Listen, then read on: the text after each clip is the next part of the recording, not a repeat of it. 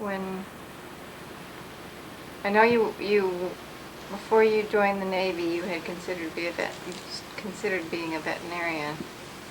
You went to school for that.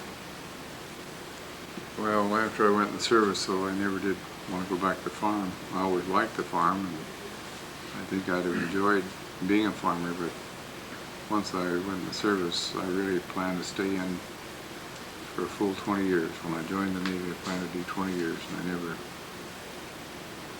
never thought about going back to the farm again. And then when I was ready to retire from service, I had no desire to go back to the farm either.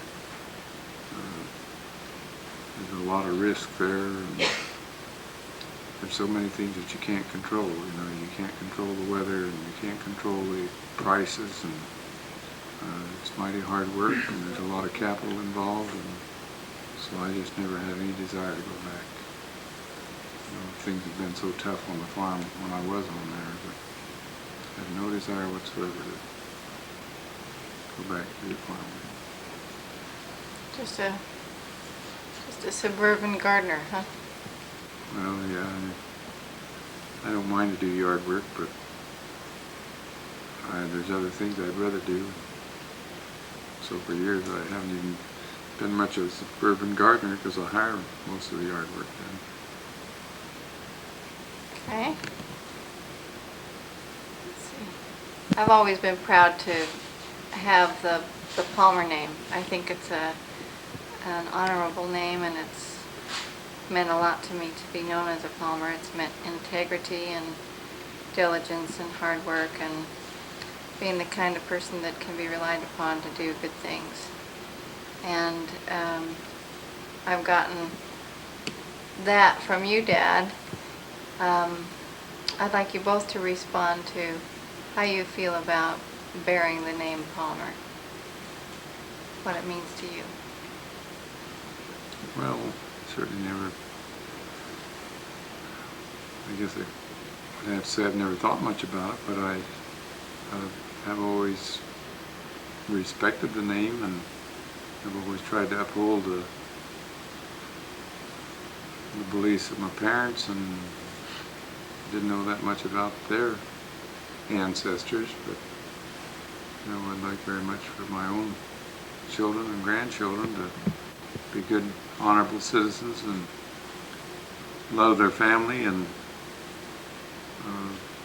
do things that they'll be proud of later on in life.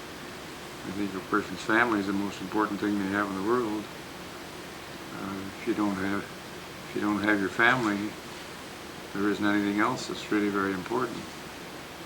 I guess the only other thing that's really important is your health, because if you don't have good health, then even your family isn't that important, because you can't enjoy them and they can't enjoy you. So I guess the two things I cherish most is the love of my family and good health, because it's something I've been blessed with all my life. I've also been blessed with a good family, so I'm thankful for both of those.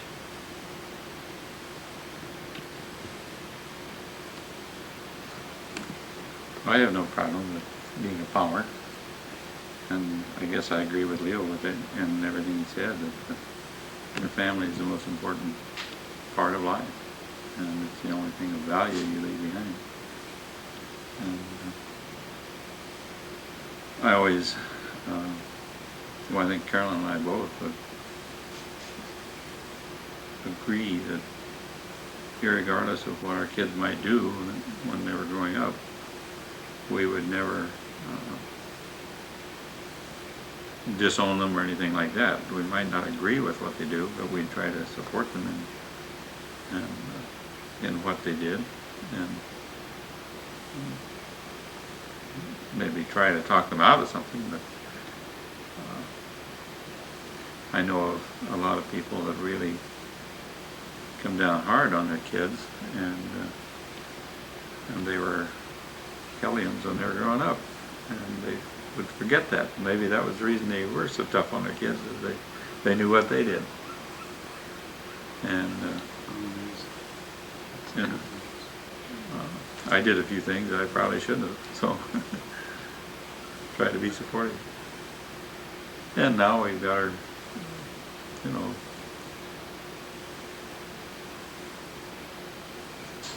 don't know too much to add to that, I guess.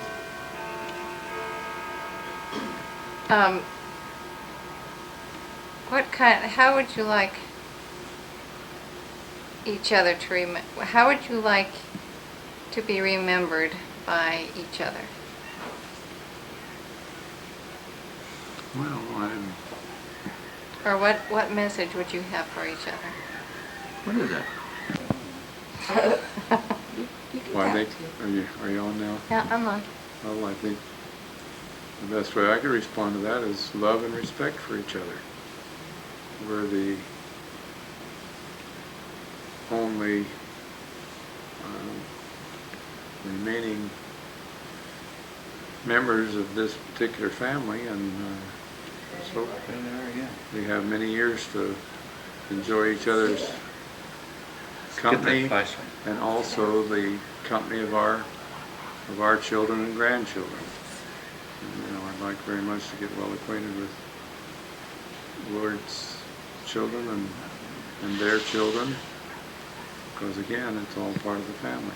And when it's all said and done, that's, like we've already said before, the most important thing we have in this world.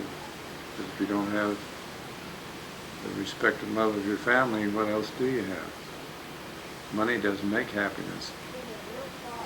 People is what makes happiness, and especially your own family.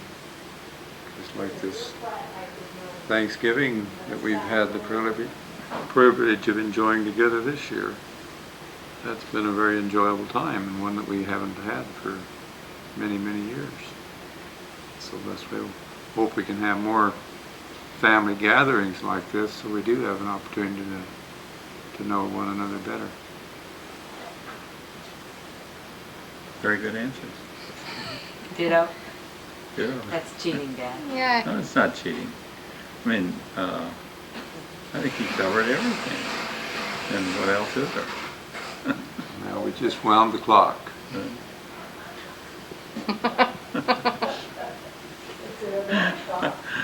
Well, the coyotes will be back in a little bit. Yeah. We're out in the wilds, you know. For whoever is watching this videotape, we just had a pack of coyotes attack some small animal out there, and we all ran to see what was going on. And now Grandma has just wound the clock, so we have the sound effects in the background here. Come on, let's have a nice smile. Matthew, It's supposed to be natural. where are you? I can't see your face. It's natural. Quit smiling. There you are. There. What happened to that? Akiko. Hi. Let's get a good smile here. Come on. Deanne, look around here. Hi there. Hey, Jessie. Hi.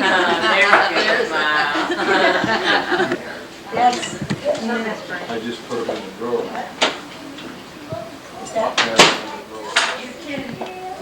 Not burning, but Good gravy. I think it is. I Like a taste movie star out of me. Oh, yeah. put each one of these on the table. Oh, that's a good idea. Oh, Dad's And put one up having here. us the bottle here. Huh? And put one up here.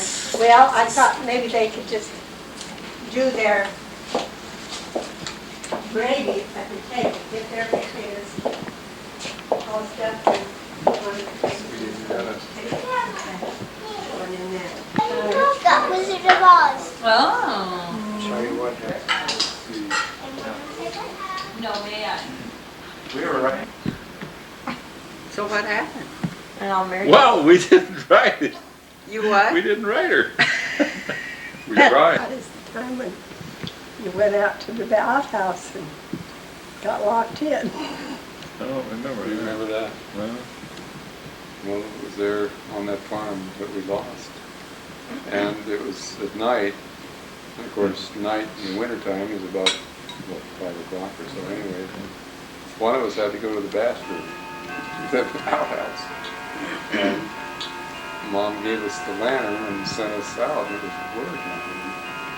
And by golly, we got in that place. And Both of them scared to death. well, all of a sudden there was the darndest noise.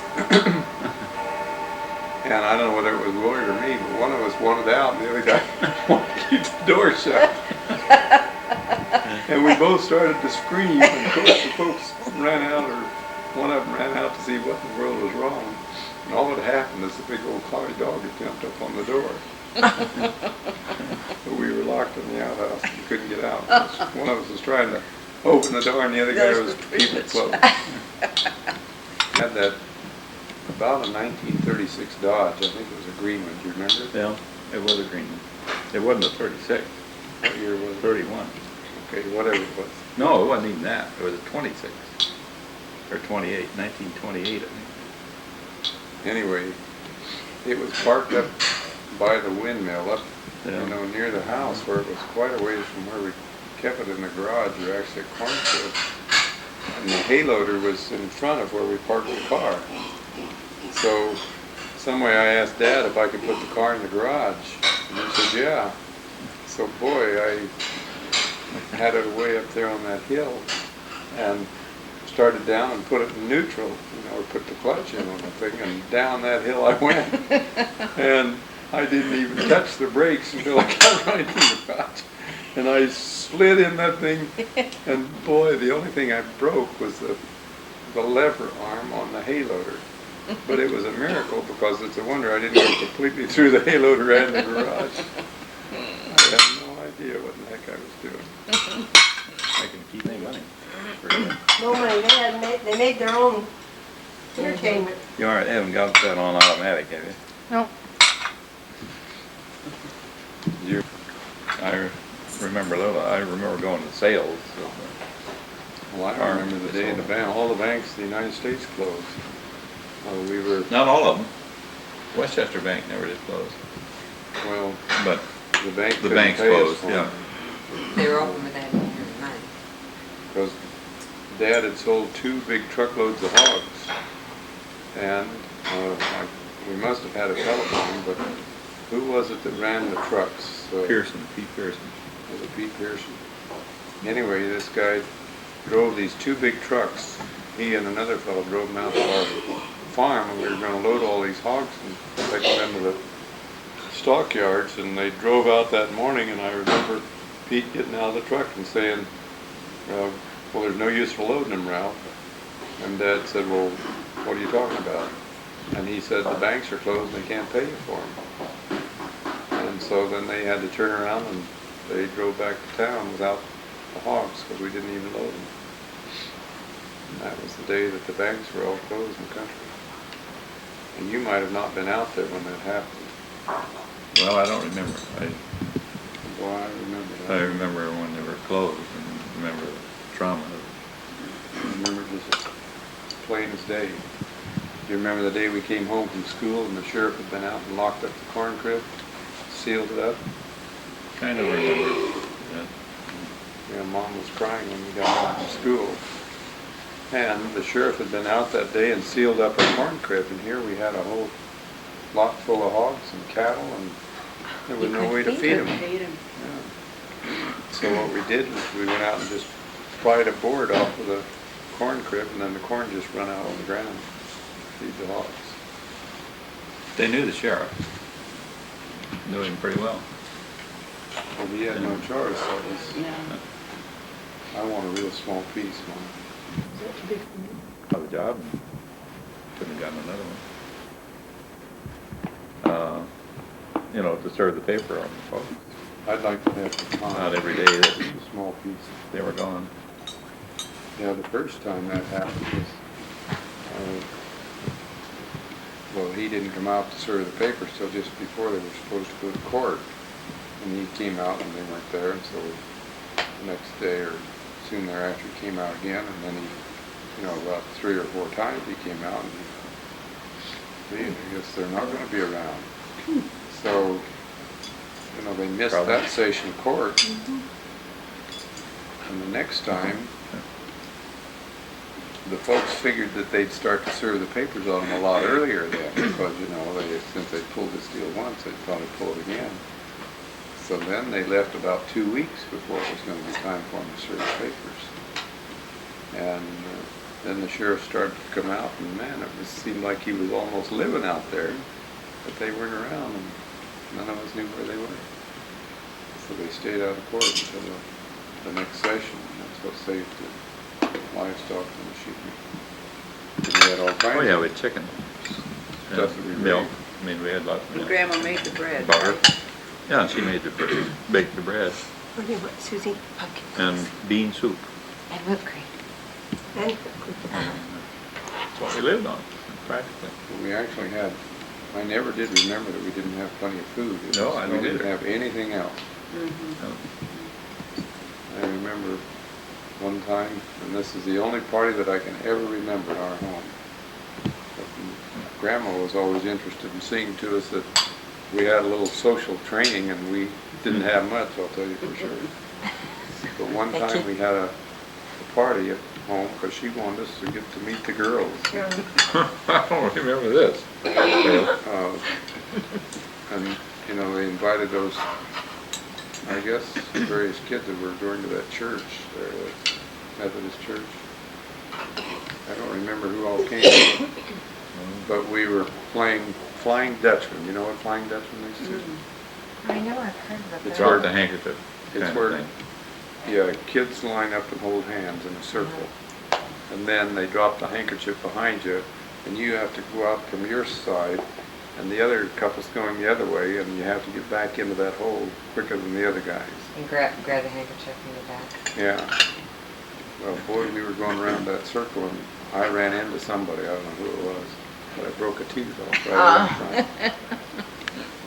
Best party she ever had. And I remember when that happened, Grandma saying, well, the dentist's gonna want to pull it, or something to that effect, you know, just as if to say, you know, well, gee, this is, but the reason she was saying that is she didn't have any money to pay him.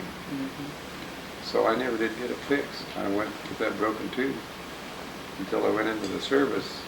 And boy, then the thing abscessed, and I had to have it pulled. I had a false tooth on my left side ever since that time, just because they didn't have any money. No, they didn't have any money. I often wonder, you know, how they were able to buy the flour to make the bread. So a lot of times they traded it. Did they have chickens and eggs? Did they take Yeah. the eggs Well, to town and then Yeah, they trade? had some chickens. So my and Mom folks used to do kill a that. chicken and can it, put it in a mason jar and can it, Yeah, I used to. and then she sold that for $1. She'd get $1 for that chicken.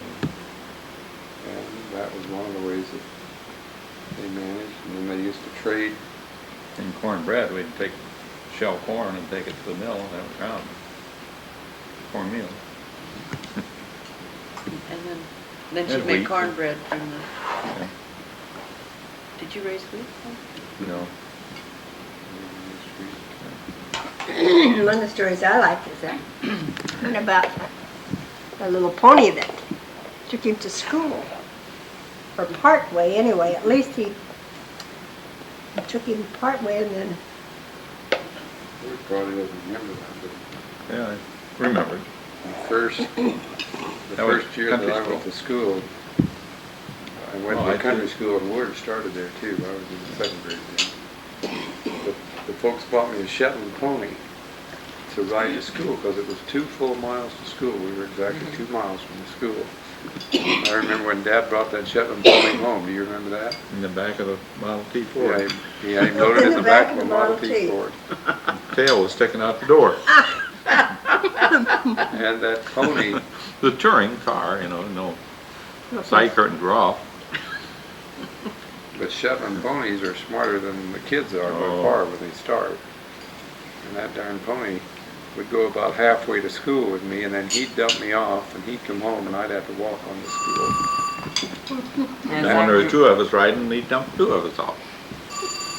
And that went on. But you see, as you get older, well, then you get smarter pretty quick. He couldn't unload me like that, and then you have to go all the way to school. just a minute, please.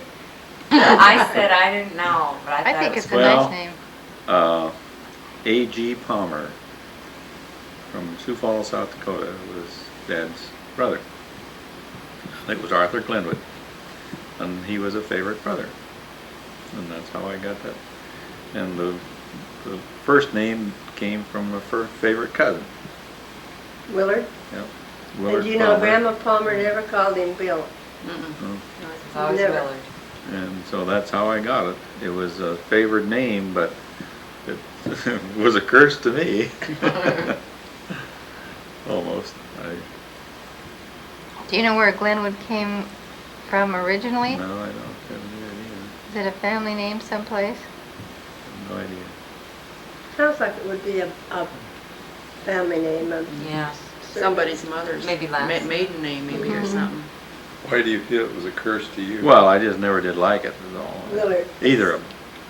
I never did like either. Well, I think it's a very distinguished name. You Willard do. Glenwood Palmer. I really do. Well, there have been some fairly famous people lately. We had president of the University of Iowa was Willard? Willard Boyd for a long while. And then there's Willard Scott on television, and I'm not a He's fan not real of his. distinguished. Famous. But Yeah, famous. He's famous, but I'm not a fan of his. I called you Willard for long, and then once in a while I'd say Bill because, you know, we needed Bill there, but Well, I went by that until I got in service. That's kind of a long name for service. That was where So you I first got became Bill. Bill, was in the service. Well, then you were Willie, though, around Washington. Well, that was, yeah, but that wasn't something I really liked either. Willie, I wouldn't like that. I remember my father said when we got engaged, he said, "Now, what do you want me to call you? I'm not going to go through life calling my son-in-law Willie." And he said, "Well, call me Bill." That's what they called me in the service. I think that's how he got started, being called Bill. Kids I went to school with still call me that. Call you Willie. Bob Pearson.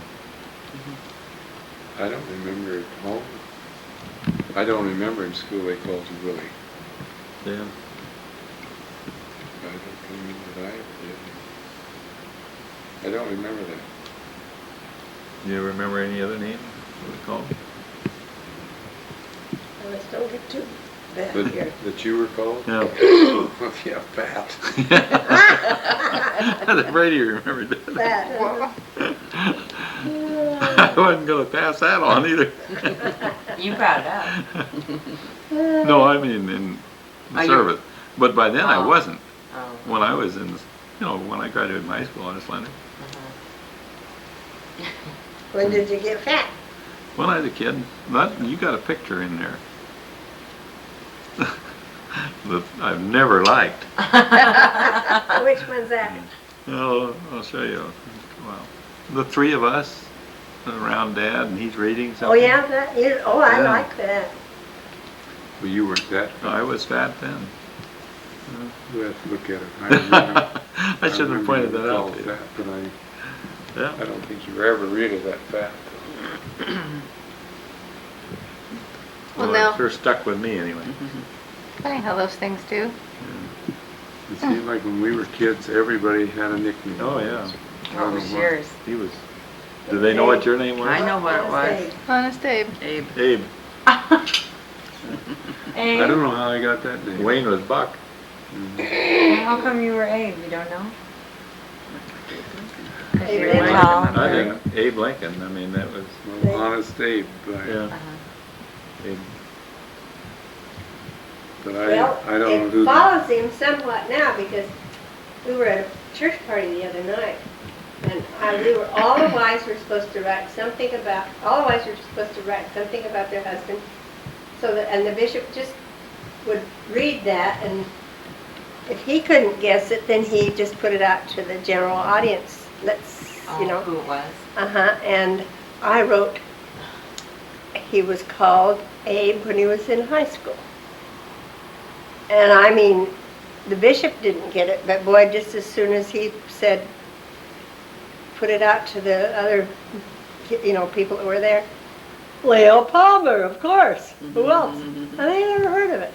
That's fun. I Yeah. never heard it. Well, Dad, now how did you get to be named Leo?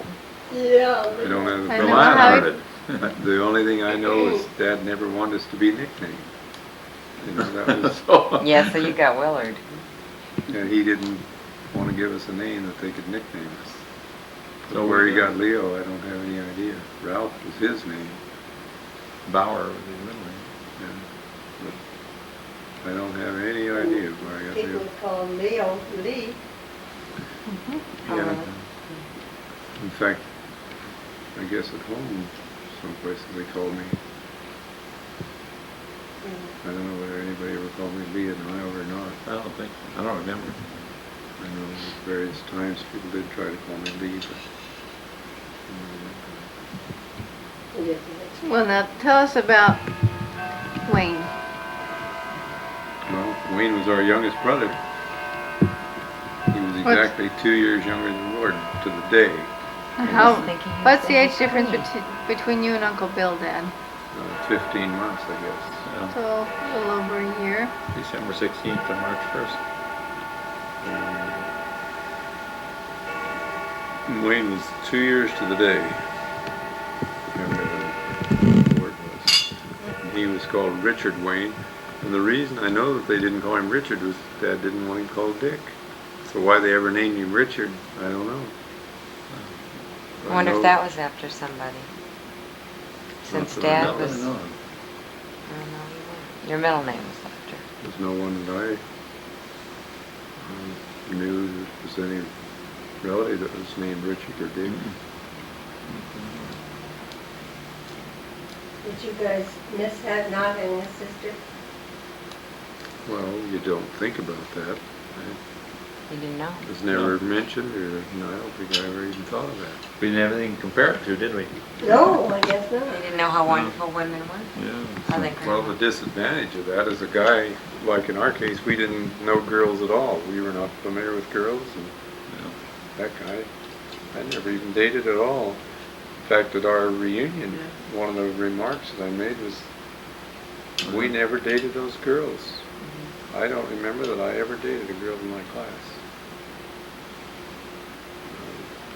And I didn't date hardly anybody else in school. I never felt comfortable with girls.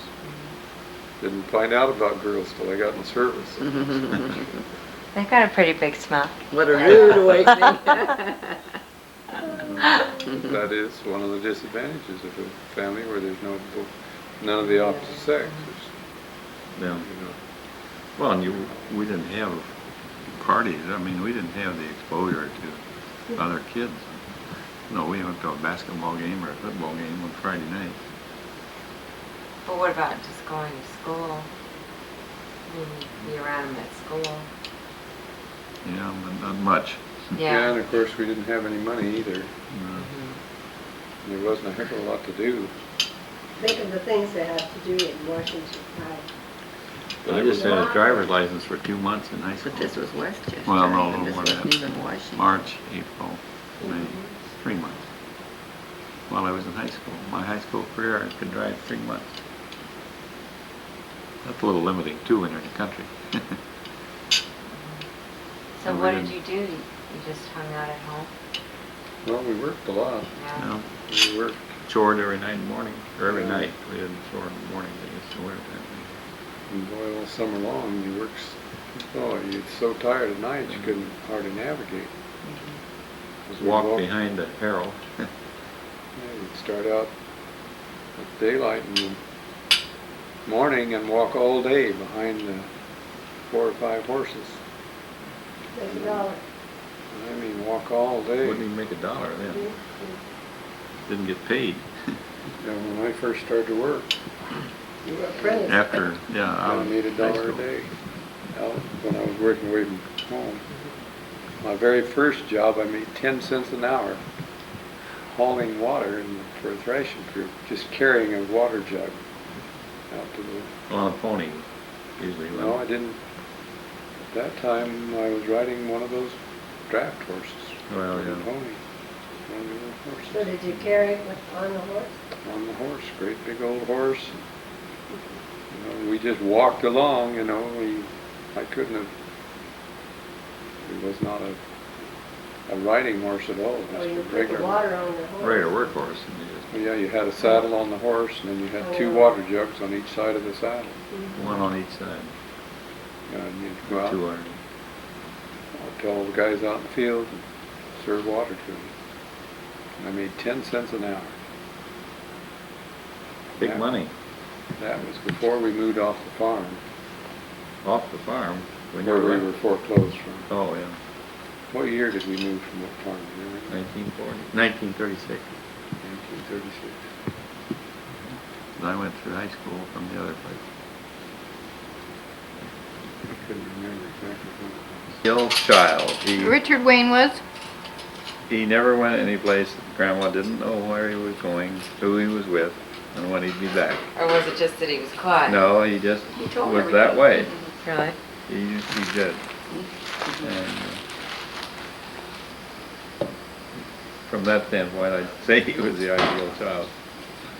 Leo didn't always tell his mother where he went. And you always did. I always did. And you never did. You knew more about that than I did, because I was gone. Yeah, well, he did. He really did. And He was really well liked too. Everybody Yeah. liked him. he was well liked. He went to school in Washington, which was a much larger school than we went to. But I knew him some in the service, because we both went through submarine school together, and we made liberties in New York City and Hartford, Connecticut, and several other places that I can't remember. I didn't remember that you were that together that much. We were both at New London in 1944. Oh, that's right. You were in the service a lot sooner, but you went in the submarine service. We went into submarine school. He was after me in submarine school, but we were there at the same time. So we got to go out on several different liberties together. When he graduated from submarine school, then he went to Perth, No, Australia. he went to Honolulu. He was stationed in Honolulu for a couple of years. Was he? And then he went to Perth. Wonder how come I never did see him. I thought he went to Perth really soon. No. He was in Honolulu at one of the famous hotels there on the beach in Honolulu for at least a year. Because he must not have been there much longer than that, because I would have seen him sometime Yeah. when I came back there. He was never in Honolulu when I was there. I know he was there for quite a while, because he and Dick Ross were there together. And Dick was always in the Navy already. They were there together. And then he went to Perth and was there till he got on the sub. Yeah, I remember getting a letter from him just before he went to sea on that submarine. And he wrote to me and said he'd been assigned to a submarine and that he was going to get a submarine combat pin like I had. And then, of course, that was the last time I heard from him. The next time I knew anything about him was when we came back from being in Tokyo Bay for the armistice with Japan. And when we got back into Guam, I expected to see him there. And when I came up topside after he'd come alongside another submarine, I asked a fellow on another boat if the bullhead was in. And he said, no, the bullhead was sunk. And that was the first that I knew that his ship had been lost. So then I went down below and asked the exec about it, and he didn't know it either, but he checked it out, and sure enough, that was the case. So then I was soon assigned to another submarine, and I went back to the States on emergency leave. I got back, and then I went home for a month. Back to see Mother, because Dad died in May of that year, and this was in September or October. It might have been the first part of October when I was actually home. when I found out, how I found out that Wayne had been lost. What ship were you on, Dad? I was on the Sea Cap during World War II. That's one of the war patrols on. The one I put in commission. I came back on the USS Jaleo and I stayed on it until the Sea Cat came back to San Diego. And then I went back aboard the Sea Cat. And I served on it for another probably close to 2 years. And then I actually got out of the Navy for a short period of time. Uncle Bill, were you home when you got news that Uncle Wayne had been lost? Yeah, I was home. I'd come home on leave right after the armistice. And, the treaty was signed, and we were up at Uncle Guy's when the telegram came that the Bullhead was missing in action. We came home then and tried to check it out, and of course didn't find out anything, but it was true. But this was about 2 weeks after the war, or after the armistice, or what do we call it then? What the armistice was it? Well, yeah, it was the ceasefire. The ceasefire, yeah. Yeah, the ceasefire was on August 15th. 15th, and this was the last of August. I couldn't hardly believe it, you know, that it had, you know, it was nearly 2 weeks after the war, or after the ceasefire. That you When we found got out back, about it. yeah. But I'd had a letter from Wayne not too long before that, and he wanted to know what I was planning to do after the war was over. And he thought he'd kind of like to come back to the farm. Yeah, well, I didn't know that. And he probably would have. He had a real close girlfriend there in Washington, and he'd have probably married her. Jane Falls. She's a real nice girl. Sounds to me like Wayne was the only one who was socially inclined then, Dad? Well, probably that might have been true when he was in high school.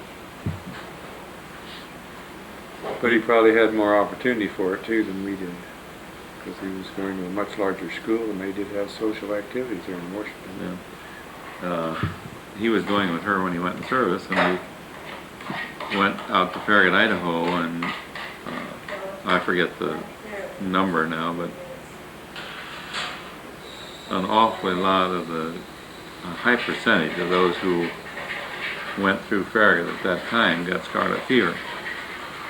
And he came home on boot leave and went back and got scarlet fever after he went back to Farragut, and Jane came down with scarlet fever.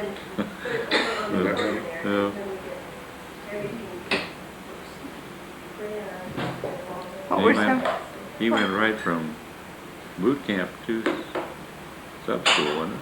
Could have, probably I did. think so. What were some of the things that he enjoyed doing? And what was his personality like? Well, actually he was a happy-go-lucky kind of a guy. He got along with everybody. Everybody liked him. He was about 6'4". 6'4", and he was too tall for submarine service. But he got in. And that's why he didn't get aboard a ship until the end of the war. Because he was too tall. Make it. 6'4", my word, that's tall. That was tall in those days. That's still tall. Yeah. It's still tall, but then it was, you know, there weren't many that tall. He was probably the only one in Washington High School. Was your That's dad all. his grandma, wasn't he? No? Probably about our height. He was not. Yeah. Not He was real. about 6'5", 11, 6. Wait. Your dad was 5'6"? 5'11", 5'11". 5'10". But Wayne was thin, tall. He had a lot of friends in high school too.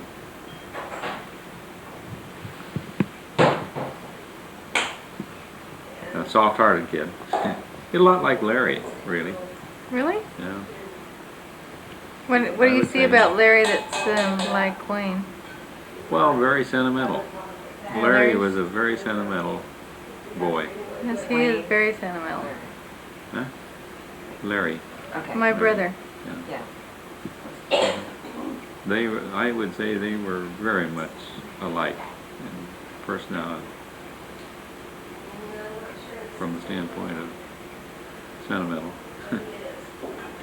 How do you mean Larry was sentimental? Oh, I remember him crying when he'd leave. Oh, really? Oh, he got on the train there in Marion one time, just crying his eyes out.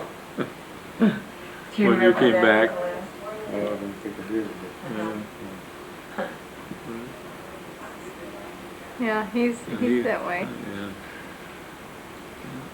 Yeah. And his kids show a lot of it too. Yeah. And the way that Deanne ran up to Grandma and hugged her when he got here Thanksgiving evening. You know, they soft-hearted. So he was soft-hearted and happy-go-lucky, and Well, just a real nice guy, like Willard said. He always did what the folks wanted him to do. And Hard worker. And since Wayne was the youngest in the family, and whenever Willard and Wayne had a disagreement, why I always took up for Wayne because he couldn't defend himself. He was the middle child and always got the worst end. So Willard was always in the middle of family disagreements. so Uncle Bill got got the squeeze play there. I got the short end. Yeah, you and Mary. Yeah. Sacrifice. I remember I could always take Willard if we were wrestling or boxing or whatever it was we were doing. I could always best him by just a little bit because I was always a little older. And I sure remember if he picked on Wayne, why then I'd take up for Wayne because I had to protect my little brother. You remember that? I remember that. Do you remember the kitchen cabinet we've got in our dining room? You know, the oak one that, Yeah, remember when we bent the door on that? I don't. It was still bent. We were scuffling in the house, in the kitchen one day, and we hit that. It was open, and we bent it back a ways. Didn't break it in two, but you can still see where the cracks in it. The glass didn't even break the glass. But we put a few cracks in it.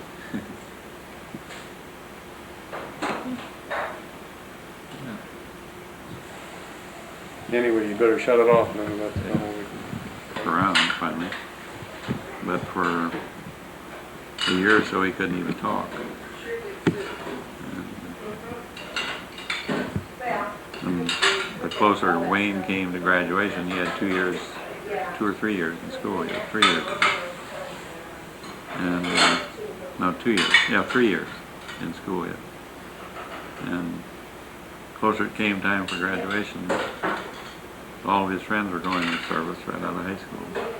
He wanted to go into service. He wanted me to stay home, so I finally said okay, that I would. And so he went in,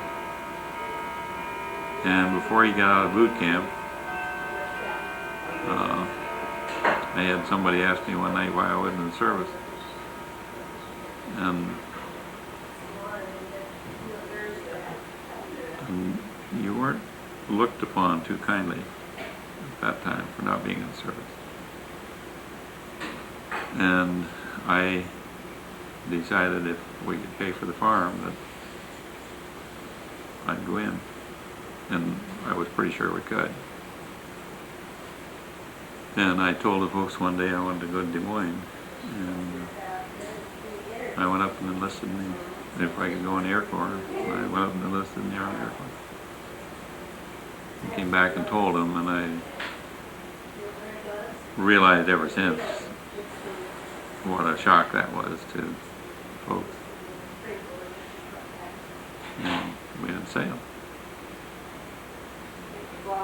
And I went up to go in then, and then my eyes didn't pass. And they said they were afraid that I'd go into a dive sometime and wouldn't come out. Depth perception wasn't quite what it should be. Well, that was the second time. I went up the first time, it didn't pass. And the second time, then that was what they told me, and they said I could go into any branch of the service I wanted to. So I took the Navy. But we'd had to sail in. But he was. No, I never did know that. I didn't know you went to the Air Force first and didn't pass, and then went in the Navy. I knew you were in the Navy. Now, what year was that? What year did you have to sail? 1943. 1943. I think it was 43.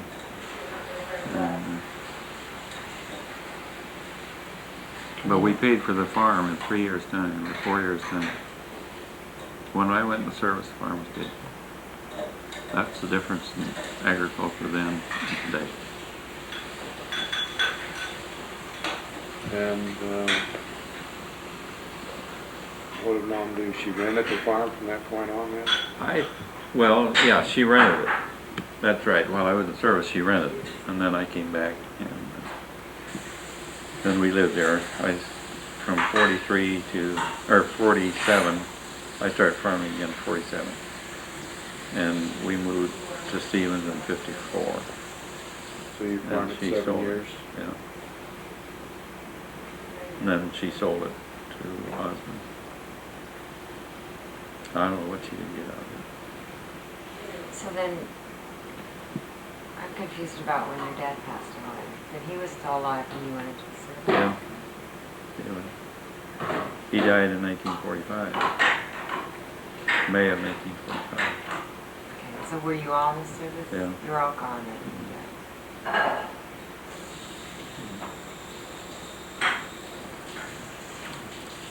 So Grandma handled that all by herself. She was by herself. What? Then when her husband died, she was by herself. Well, yeah, she was cooking at the county home. She went out to the county home as a cook, and Dad was there as kind of a night watch. He got to where he could walk around, and he could talk again. And he was the night watch at the county home. And he died in May of 45, and I was home when he died. I came home on emergency leave, flew a B-17 from Jacksonville. I got a flight on an Army B-17 that was coming up. You could get flights on military aircraft if they had room for emergency leave. So he had gotten worse or something? Well, he had had another stroke. He had a series of strokes. And I flew from Jacksonville to Sioux City, and then I think came by bus from Sioux City home. It took me a lot longer to get home from Sioux City than it did get from Florida to Sioux City. But I got home, I think, in the morning, and he died that night. Did he know you? He had the death rattle when I got home. Is that what you said that married him? What was your dad like? Well, he was a hard worker, and we probably are a little bit like him. How so? I don't know why. little bit like him. How would you describe your dad? Well, that was the first thing that came to mind too. He was a real hard worker, but he He was always real had hard. poor health. Yeah, always had 400. He would have nosebleeds that would last for 48 hours. High blood pressure. Yeah, he had terribly high blood pressure. And that's what he finally died of. He had a stroke. A series of strokes. But he had high blood pressure. I remember one day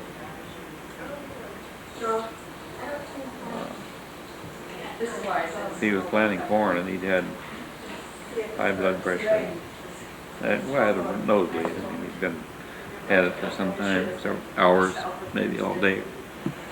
I went out and harnessed up the team and took the planter out and planted corn. And you couldn't cross it. In those days, you checked the corn with a wire, and you put it in hills, 36 inches apart, a square. There'd be all corn every 36 inches this way, and then 36 inches this way. And you wouldn't just cultivate it one direction, you'd cross it then. And my first experience of planting corn, you couldn't cross it very well. But I got it planted. But he just had this all the time. He also had headaches. Well, the headaches were part of it. Well, I think he also probably had migraine headaches because he'd get nauseated. He'd just Yeah. get deathly sick. He'd come in from the field and be as white as that jacket that Lynn was wearing. And he'd have to just unharness the team and go to bed. And, the next day he might be able to go back to work, but boy, in the afternoon he might come in again with a terrible headache. And he had all of his adult life that I can remember. Yeah. He also had a real bad temper. He had He had a temper. Palmer temper. I can still remember the family dinners we had at Grandma Palmer's, our grandma's house. And boy, Uncle Lauren and Dad would argue about things, and Uncle Lauren was far worse than Dad was. He was terrible. And then Oh yeah, he was terrible. Aunt Stella, she had a temper, and Yeah. can you remember those family Oh, dinners we'd have? And yeah. Lauren would be cussing and raising Cain about something. He always felt that he got the worst end of every deal, and this was Uncle Lauren. They used to trade horses, they'd have a team of horses, and maybe one of them wasn't quite as good as the other horse, so they'd try to get another horse to work with this. Uncle Lauren would trade a horse, and he always got the worst deal. Somebody beat him, Yeah. took advantage of it, traded him a horse that was a balker, wouldn't pull, was blind or was crippled, or had a fistula or something was always wrong. And then Lauren was the youngest one in the family, and he was spoiled. I remember once he was going to have some surgery of some kind, probably just a hernia. I don't remember what it was about. But he was crying and just carrying on like a little kid about the surgery he was going to have. Boy, it was really something. I don't remember that, but I know he was there. He's still alive, by the way. Is he? Yeah. Your uncle is? Yeah. Where is He's at Fairfield in a nursing home. Have you ever heard of Patricia again? Yeah. Patricia was his Well, daughter she stopped and saw us. once, yeah. Yeah. And we saw Vic Flynn last year. And he had gone down to see Lauren in the nursing home at Fairfield. He doesn't know him. And Patricia is living in Fairfield. Well, she lives out on the farm in a trailer. On the farm. And she's working in the nursing home in Fairfield. Or working in Fairfield. Well, she said she wanted to keep in touch with you, but she never did after. Well, she did. Well, we haven't too much though either, I guess. No, we haven't. Now, did she have some children? 2 of them. And the one was in school over at, in college over at Dubuque. That's the University of Dubuque. Lawrence Clark. That's then Lawrence. Carolyn might remember which one. I don't think it was Dubuque. Might have been. Do you recall Grandma or Grandpa talking about how they met and anything about that period of their lives? I don't. I don't think I do either. I think Dad was working down in the Tri-Cities, and I think Mom was going to nursing school or something down there. Might have been. I think that's where they first met. And then how they happened to come back to Washington, I don't know.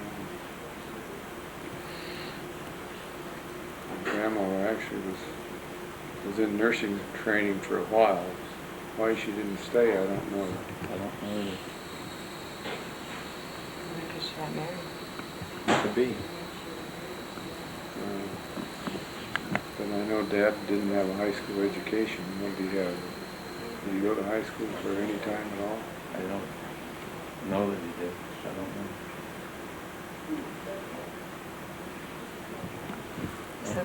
So where was the farm, whatever farm they started out in, was that anybody's family farm? No. So neither of them were really from that area? Or they were? Well, Dad grew up on the farm. They farmed, but around Washington, but I don't know just where. And Mother grew up in Washington. Okay, so they were from that area. The house that she had, that they sold and made, used that as, or part of that was the down payment on the farm that they bought east of Washington, was her adopted parents' home, because her mother had died in a fire when she was 4 years old, when Grandma was 4. It was 4. And she died, she was raking leaves and burning leaves, and her dress caught on fire. She burned to the point that she was fatal. Then what about her original father? I never did know what happened to him, did you? I don't know much about them at all. I So- think he died early too, but I don't know when. And Uncle Elmer and all of her siblings were, well, They were Grandma was the only one that had a different name, wasn't it? She was the youngest one. Yeah. Wasn't Grandma a twin? Yeah, Yeah. but the twin died, I think at birth. I'm sure the twin died at birth. I'm quite sure. I'm not positive. How old was she when she was adopted?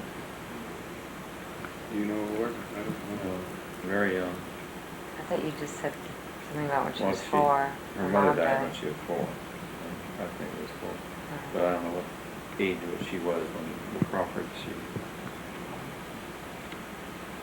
was adopted by the Crawford. Did you know the Crawfords? Did you No. two know the Crawfords at all?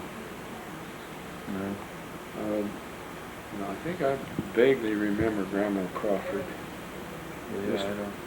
Yeah, she died when I was really young. But I think I do remember her. Yes. Because I remember going in there to see her, that house. Well, I probably did then, but I sure don't remember. Yeah, because you were a year and a half younger than I was. And At a year and a half, you wouldn't have been remembering much. And I just barely remembered, so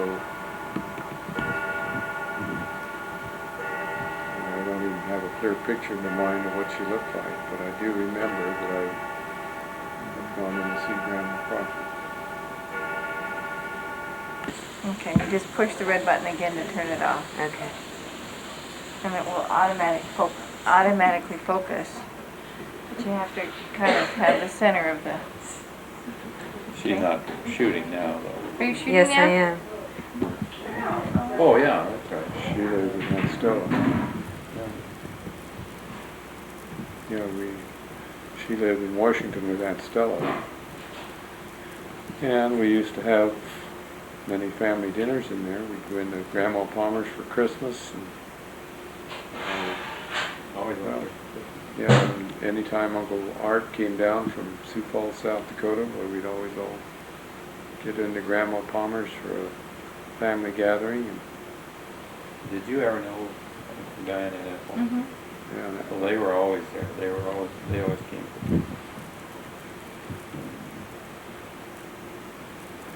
We always had Christmas dinner at Grandma and Aunt Stella's. And you've probably seen, well, probably haven't seen the house in Washington where they live, but it's still there. The house is still standing. I don't know where that is. I've probably seen it, but I don't know where it is. Yeah. exactly. Did you push the red button? I was thrashing at Bob. I was out west of Washington. Bob on the corner, lived there on the corner when she died. In the summertime. so Dad hadn't had his stroke yet, and that was before he had his stroke. Yeah. What's her name? What's her name? What was her name? Wasn't it Hannah? Hannah, yeah. Palmer. She lived with Aunt Stella.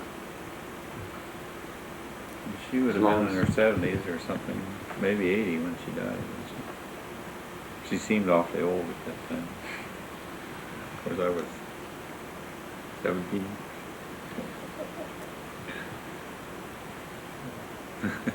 But you didn't really say in what ways. Would either of you? Well, he was not very demonstrative, I would say, and or talkative. Demonstrative. Didn't show much emotion at all. And I've heard said that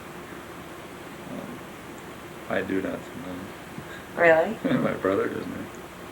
And this is where Wayne, I think, was a little more so, much more so. Uh-huh. And in that capacity, much more like Larry was, as I knew him when he was growing up. And what I've seen him since. Dad, would you like to comment on that? Well, we said that Dad was a hard worker, and I've always felt that I was a hard worker, but I always enjoyed work. And one of the things that I did like about Dad was he was good at helping us to learn how to drive horses and milk the cows and feed the hogs and take care of the livestock. And he really taught us a lot about what was expected when you were doing a day's work. And when we started to work away from home, both he and Mother wanted us to be sure that we gave our employer a full day's work for a day's pay. And that was good training and something that I've always practiced ever since I've been working. So he was a good teacher. Dad, one of the things that you've always taught me when I've been living with roommates or been sharing expenses any place is to always pay my fair share and more. Did you learn that from your dad? Well, I think from both Dad and Mom, they were both honest people, and you know, they never wanted us to be taking advantage of anyone. They wanted us to always do our share or pay our way. If you're always sure that you pay at least your share or more, well, then no one can ever say that you're freeloading. They always taught us that. Anything else about your father that you'd like to?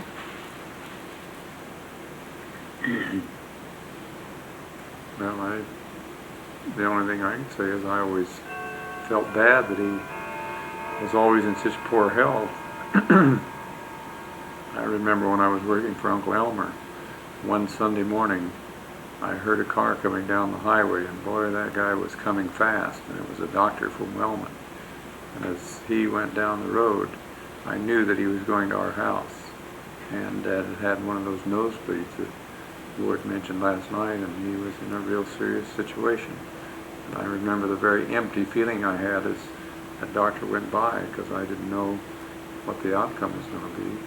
But I knew for certain that he was going to see Dad, because he'd been treating him. But he really had a serious high blood pressure problem. And in those days, they didn't have treatment for it.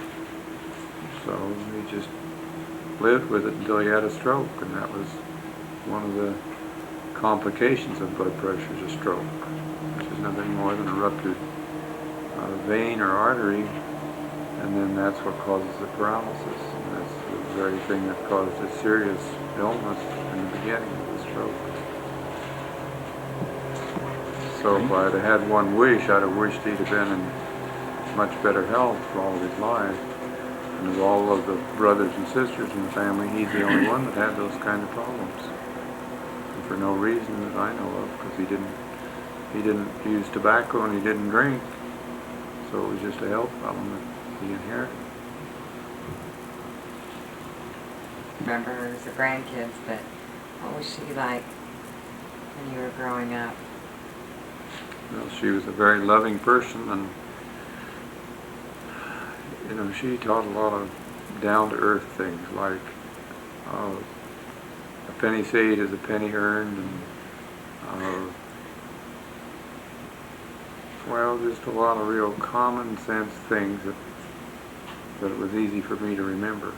And she was always a hard worker herself. Boy, she not only did what she was supposed to do in the house, but when we were putting up hay, she'd drive the teams to raise the hay up into the hay mow, and she'd go out and shock oats, and when it was harvest time, she'd prepare big dinners for the harvest crew, and she'd help shuck corn, and you know, she'd work all day shucking corn and then go in and fix dinner in the evening and then get her kids to bed. And so she was really a hard worker. She was also very sentimental. Boy, she could cry at the drop of a hat. And you know, little things, if it upset her, why she'd immediately cry. Like the time that I remember when we came home from school and the sheriff had locked up the corn crib, and I don't think I recorded that on tape last night. But we were in bankruptcy, and the sheriff came out and sealed the corn crib up one day, and so we couldn't feed the hogs and cattle.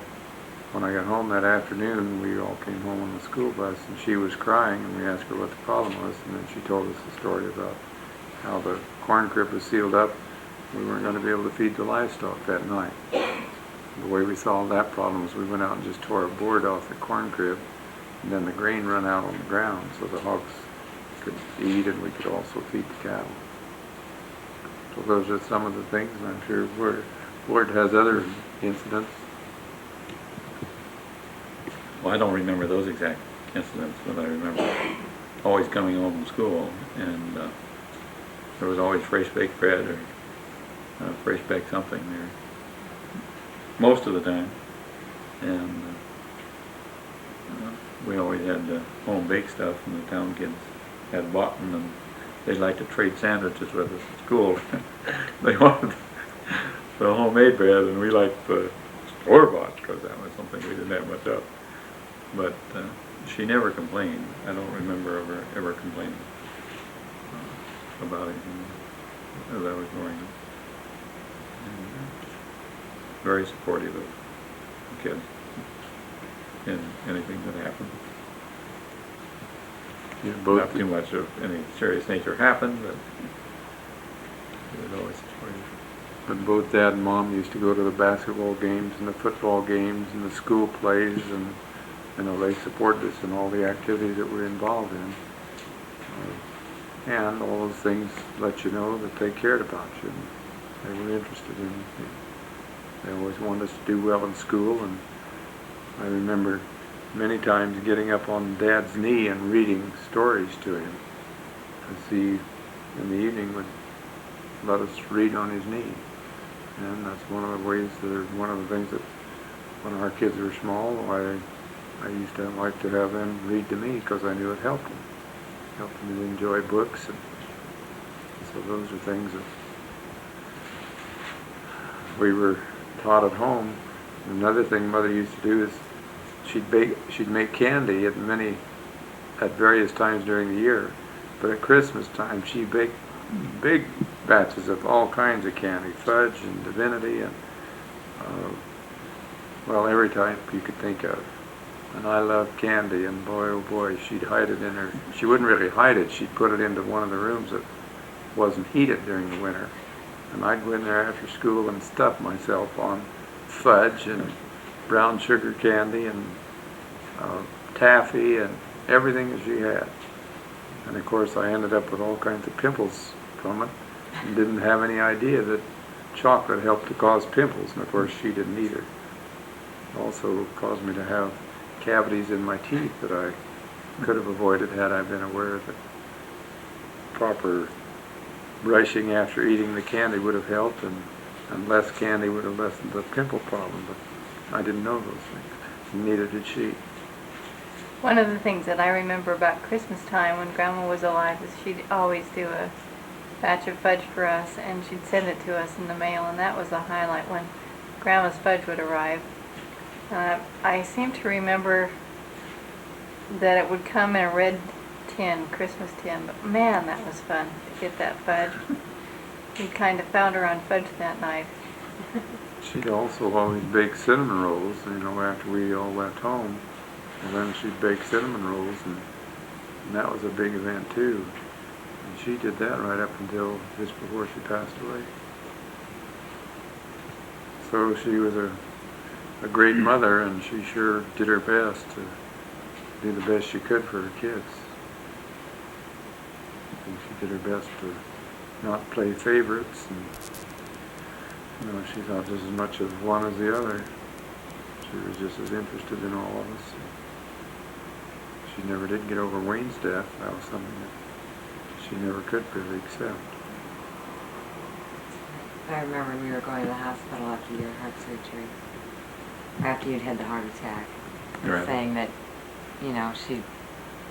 she'd seen buried one son, and she thought she was going to be burying another one soon, and she was crying. We were all crying.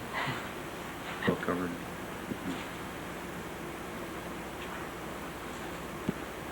You mentioned yesterday, Dad, that, after Uncle Wayne wanted to go in the service, and he did, and then you felt you wanted to go in the service, but you felt like you needed to stay on the farm, and you did that until the farm was paid for. And then you said that you told them that you were going to do that, and that there'd have to be a farm sale. And you said yesterday that it wasn't until the last few years or something that you realized how hard that was on them.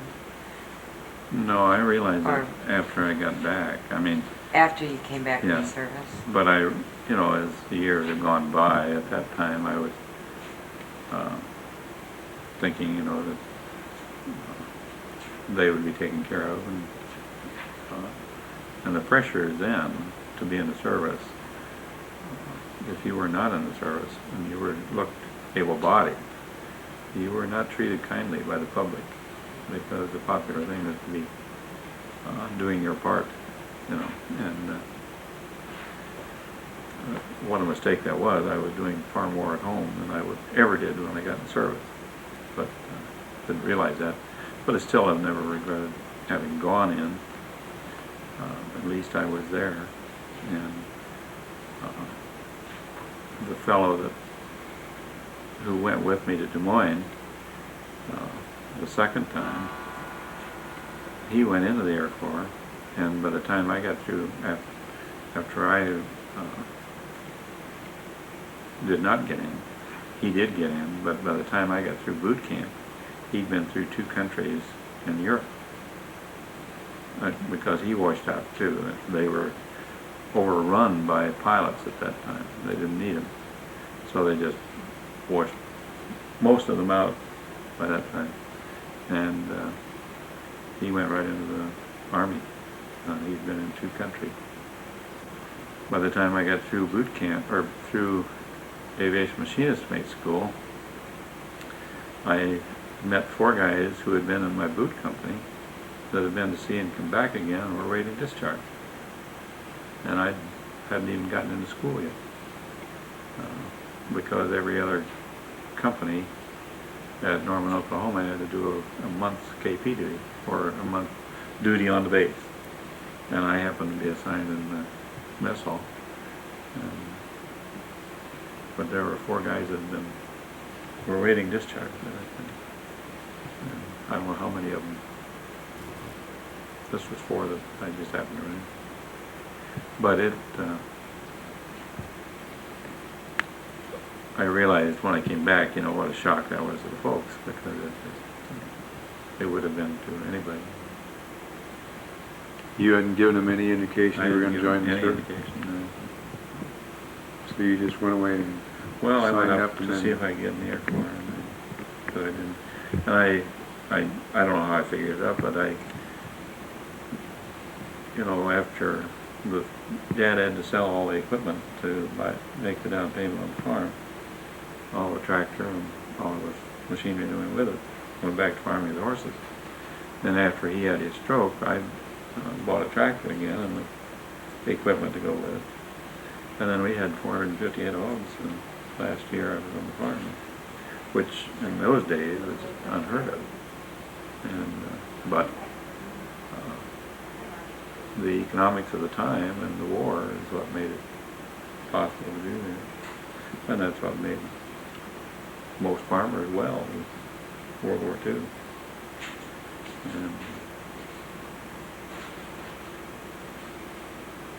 But it was a hard thing for them to accept. And Mother cried. And how did your dad respond to receive? Well, I don't just remember, but he was still very much immobilized from the stroke. He was able to get around though, and he could talk, but not real well. But he was able to get around on his own. Now we have a fill in the blank question. I hate these, but we're going to ask you guys to do it. How would you answer the question with what I loved most about my mother was, and my father, Uncle Leo? Well, I suppose that they were real good parents. If I could have changed anything about my dad, I'd have sure changed his temper. But he inherited that from his family, because, boy, they all had terrible tempers, and none of them ever learned to control them. They exploded. And, Dad was probably more temperate than Aunt Stella, and by far he controlled his temper much better than Uncle Lauren did. But Uncle Alva had a bad temper, and they just, when things didn't go to suit them, why, they exploded, and that was bad. Most of the time he was real good to us, but if he got mad, boy, he was mad. And that was one of the things when I got a little older, was I made up my mind that I was going to learn to control my temper. And the very first book that I ever read that really dealt with that was Dale Carnegie's How to Win Friends and Influence People. I learned more about the things you shouldn't do in that book than, I could see so many things that had been done wrong at my home. But so far as Mom and Dad, and most of the time, it was great. They certainly loved us and let us know that. But one thing that I did certainly dislike was if Dad would get mad at Mom, he might not talk to her for a week. I mean a full week. Sit down at the dinner table and not a word was said between them. Well, that's a cold atmosphere. Very, very chilly. Now, you don't mind to stand that for maybe a meal or two, but when it goes on for days, then there's nothing Mother could do to get him to talk. He wouldn't talk. Well, gee, I sure didn't like that. Do you remember those times, Willard? Not that well, I guess. Well, I sure do remember. I always thought it was extremely unfair and uncomfortable. But that happened on many occasions. Did he ever lose control physically? Well, Just verbal. not really with us, but he did with the livestock. What would you do? Well, he'd abuse them. He'd actually beat them. You know, and in today's society, he'd have been arrested had anybody turned him in. Because he really did. If he got mad at an animal, a horse that would balk as an example, you ever remember him working on horses? And that, you know, gee, that upset Mother and it upset us. But that's what he did. Or could you stop him? No.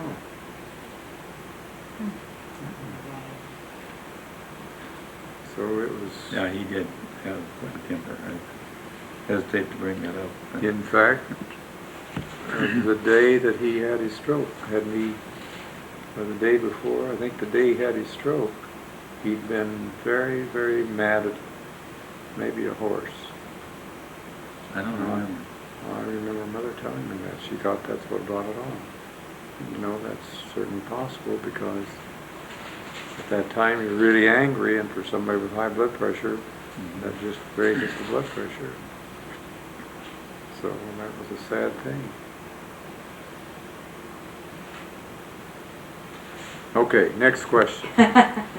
Uncle Bill wants to I say remember something. one instance when you had gone in service, and it was, I don't know whether it was before I had gone to Des Moines. He got rather upset with me one night. He could get around, and we always had we'd milk part of the cows, and then we'd put 2 calves on 1 cow, and they'd raise the 2 calves, and we'd let them in and out night and morning to nurse. And one night I had asked him to let the cows out after that, and it was Sunday night, and I was going to be leaving, and I don't just remember the circumstances, but he got very upset about it, and if he could have gotten to me, I don't know what would have happened. And I stopped over quickly. His mother said to go ahead, you know, that she'd be all right. And I stopped over quickly as I told them about it. But that's the only time I remember him getting mad at us individually. But he was very upset. But I remember, To the point that he would have done harm had he gotten near me. but I remember when I came back to the farm, when Willard was farming, how he used to be able to get sows into a pig shed just by taking a corn shovel and, you know, Yeah. steering them. Well, Dad, of course, didn't know that you could do it that way, I guess. But he could never, you know, get an animal that didn't go where he wanted to go, immediately got rough treatment, where Willard would, you know, work with them and never had to do that. Part of that's education. You know, Dad probably never saw anybody do something like that. And the way he reacted was probably the way his own dad had reacted. So it's unfortunate that that's the way it was. But well, I remember one story that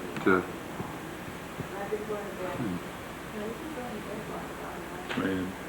took place when Willard and I were both quite young. We were living on a farm, and we had an outside privy, and it was after dark, and one of us had to go to the toilet. And Mother got the lantern for us, and out we went. And shortly after we got inside the toilet, boy, we heard a terrible racket on the door. And we both started to scream, and one of us wanted out, and the other didn't want out. He wanted to keep the door shut.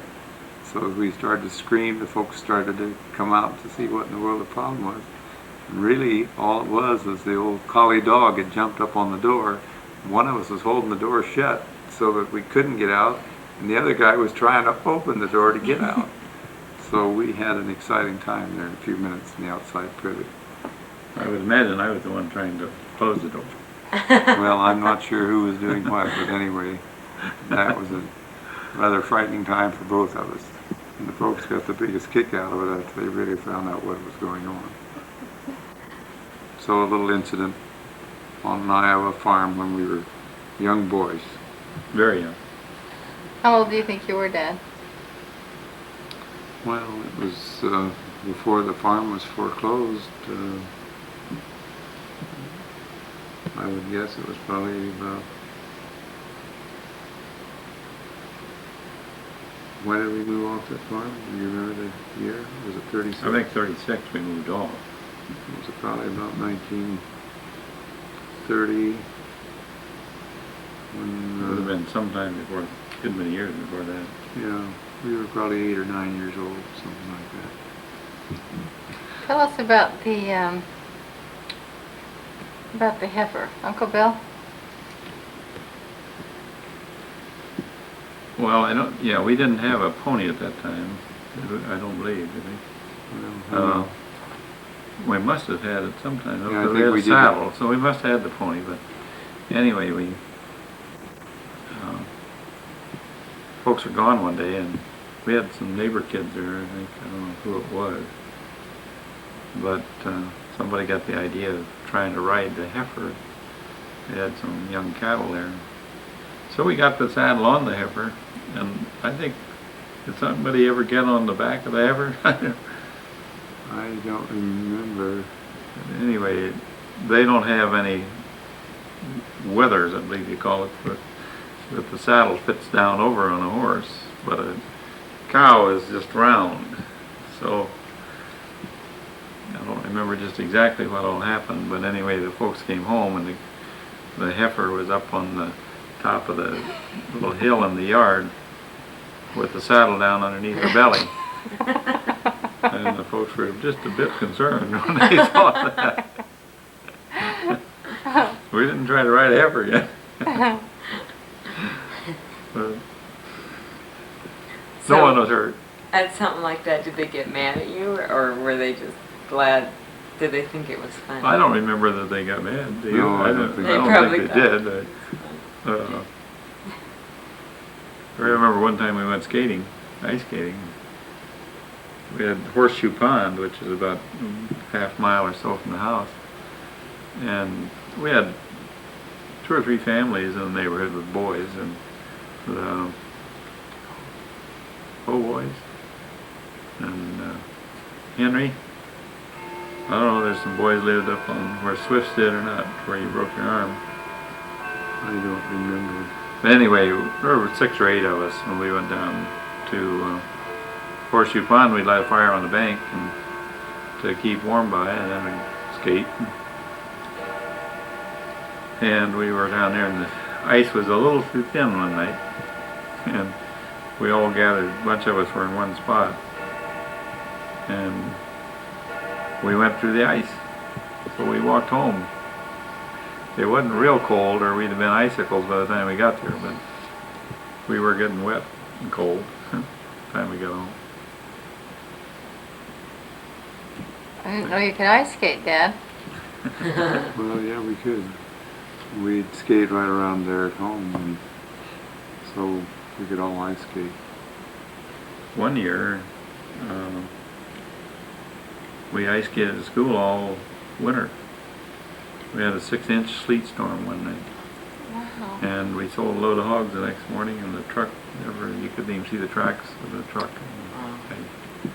And it was on all winter long, and we skated to school. Oh. Yeah, Skated right down Highway 92. That's fun. Dad, how about telling us the story about the whiskey? Okay, well, I sure remember the first time I ever sampled whiskey. I had hired out as a hired hand with a thrashing crew, and I was probably about 14. I don't know for sure, but a real young kid. And my job was to take the shock of oats and throw it up on the wagon to the people who were hauling them into the thrashing machine. He was a pitcher. And I'd done that all day, and in the afternoon I was loading this wagon, and I got it just about loaded, and another fellow that would have been working over in another area, he got through, so he came over and he finished helping me load that wagon.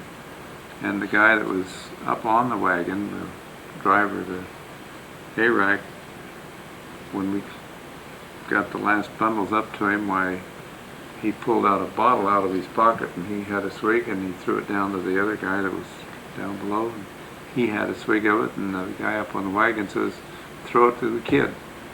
And this guy threw the bottle to me, and boy, I opened it up and I had a swig too.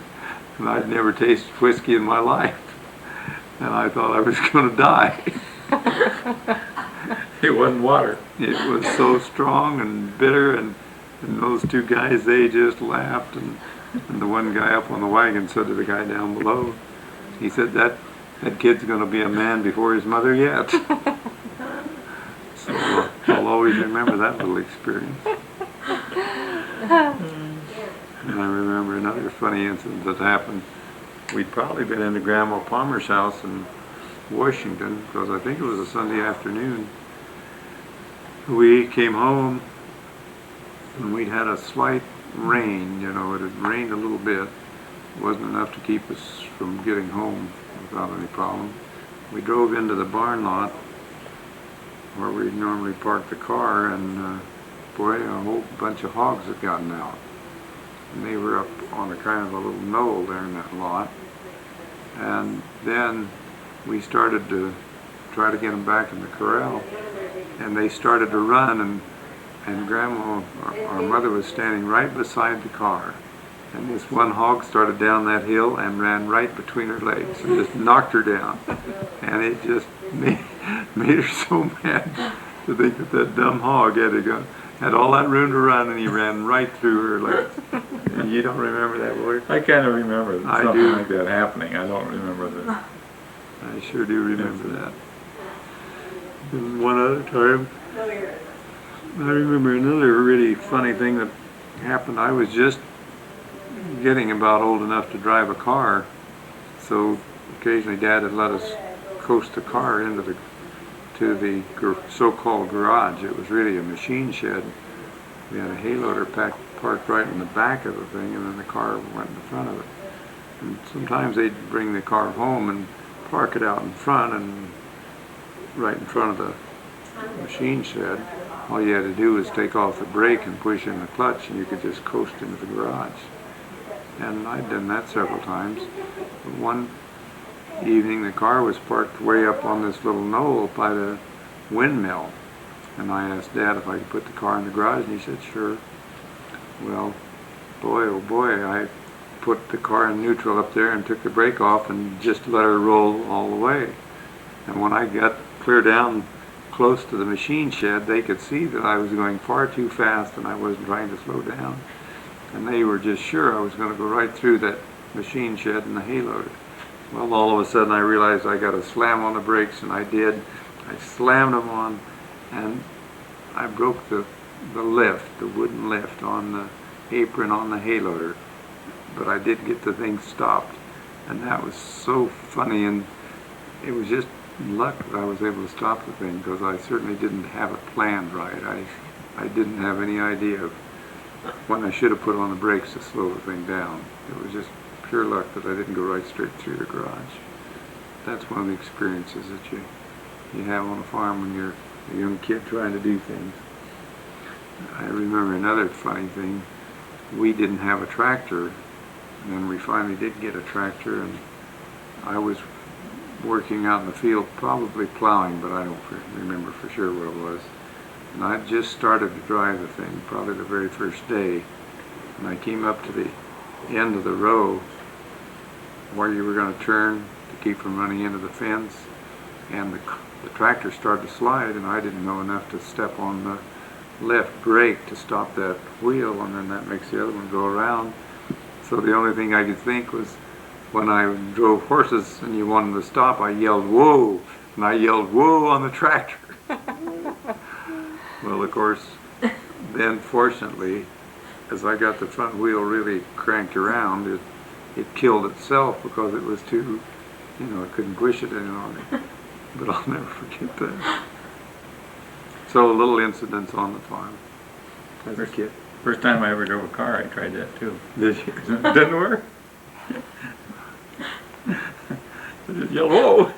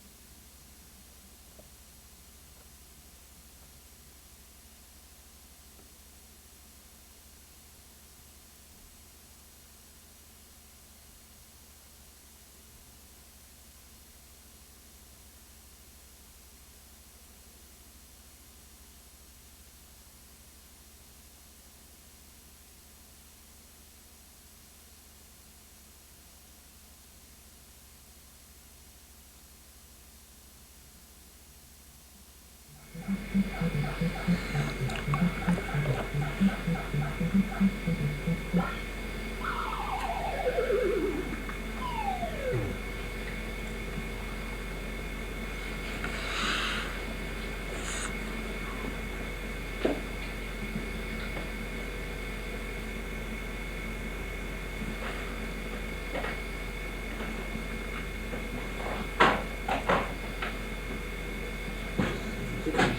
of the country on second serve, only got 6 points on serve so far tonight.